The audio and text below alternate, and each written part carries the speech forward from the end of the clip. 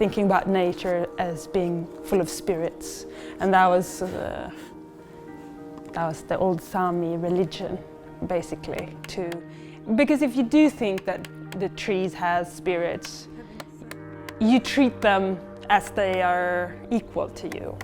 And in the Western way of thinking, we don't. We think that nature is something below us that we can rule over. So in that way, I think my piece relates very much to a Sami way of thinking. Maybe not anymore. I shouldn't say like, oh, that's how we live now, because I don't think we do, unfortunately.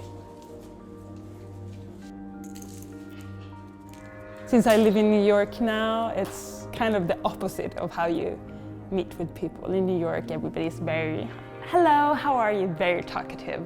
But in the end, they are not very easy to get to know. They're keeping a distance. But here it's the opposite. You can seem very unfriendly in the beginning, but then people are very friendly and very helpful and open. So it has been fantastic. I've had a lot of assistants who are doing a great work and just being very great to hang around. So I think that's really the strength of this project. All the great people who seems to enjoy helping the artists. Because the language I use can maybe feel to some a bit,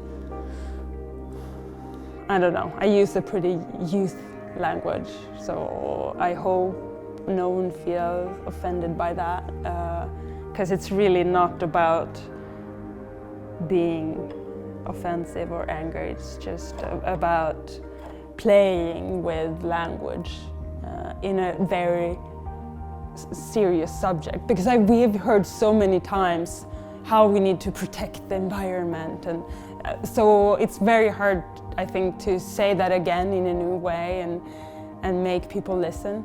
So for me, this is trying to saying it differently,